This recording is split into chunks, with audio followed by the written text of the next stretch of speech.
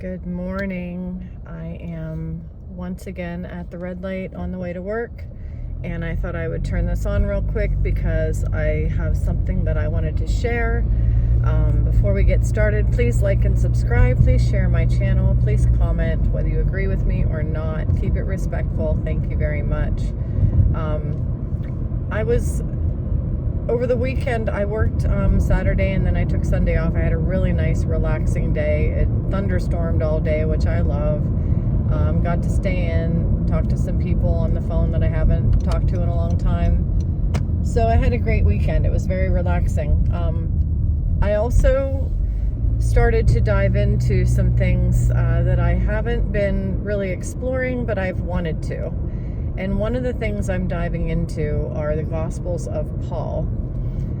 I came across something a few weeks ago called the Paulinian version of the Bible. Then some people say they follow Christ, they don't follow the Paulinian Bible. And I had always just taken the Bible as all truth.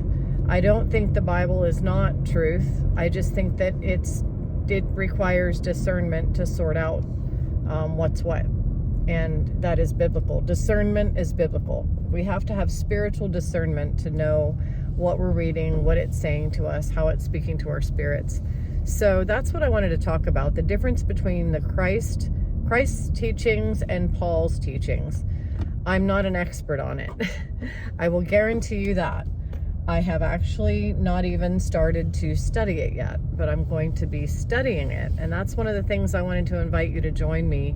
My next several videos, I believe, are going to be diving into Paul and hearing out some of the things that Paul is saying. First, I want to explore where he came from. Who was he? I think most people know the story as it goes, that Paul was persecuting Christians, and then he fell down on the ground in Damascus, became blind, and was told to go to a home where he would meet up with Jesus. And that's the short version. But that's the story of Paul and how he, how he converted and became a Christian. But I almost want to say that, I've always blamed Constantine for the rules and regulations and the laws and all the hypocrisy in the laws that enslaved Christians. But I'm starting to go back, and I don't want to start out right away saying I'm going to blame Paul, but I'm looking at Paul. I'm kind of eyeballing him right now, because Jesus did tell his people before he left the earth. He said, many will come in my name. Many will come to say that they are following Christ. Many will come to say that they are my students and they're listening to me, but they're not. So be careful. He warned us. And the question is, did he warn us about the modern day Catholic Church? Did he warn us about hypocrites in our day and age? Or was he warning us about maybe someone like Paul? I want to really look into that, and I'm not trying to right off the bat say everything Paul said is a lie. I'm not going to say that, but I'm going to investigate, because it is a little suspicious how Paul was murdering, physically killing Christians or having them put to death. If you're trying to stop a movement, and I want you to really think about this, because this is a foundation of my current interest. If you're trying to stop a movement and you're killing the people who are in the movement, and other people are seeing this, those people that you're killing then become martyrs for the movement. And when you have martyrs for any particular movement, that movement tends to grow, not shrink. So when Paul was persecuting Christians and having them stoned to death, that was really fueling Jesus's followers. It was giving rise to them. It wasn't serving the purpose that Paul was supposed to be serving, which is getting rid of them. It was doing the opposite. So if Paul was persecuting Christians, He was for the Pharisees, the Sadducees, the people who killed Jesus. Paul was on their side. He wanted to eliminate anybody who would dare to try to live in freedom from their religious rules. That was his job, to eliminate that freedom. But he was failing because he was inadvertently growing their movement instead of stopping it. So here's my theory, and I'm not going to say I believe this just yet. I'm going to explore, but you know, if I were Paul and I were trying to kill off Christians and I was failing at it because I was causing them to grow instead of shrink, what better way to really kill them off and make sure that they don't become people who live in the freedom of Christ? What better way than to create a story of how he became a Christian and then start to create an information war?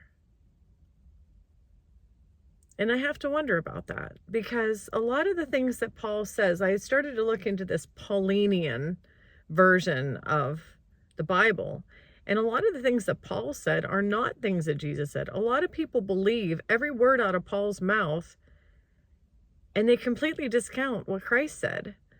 Or they'll say, well, yeah, but Jesus said that, but, and then they'll quote something that Paul said, like almost over top of it.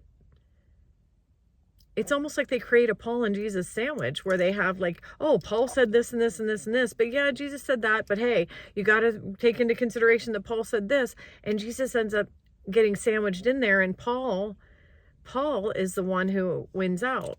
And a lot of his teachings do not jive with the things that Jesus was actually trying to get across. Paul presents himself as someone who is jiving with Jesus. But then when he actually speaks and talks about concepts, they don't all jive with Jesus. So some of them do, some of them don't. And I'm going to be looking into that because I'm very interested in the difference between Paulinian Christianity and Jesus Christianity.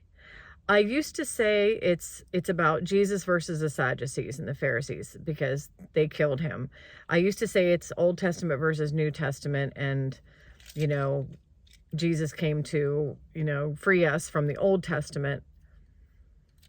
But the Old Testament tells a story of the beginning of our creation and how things got rolling and how things got started.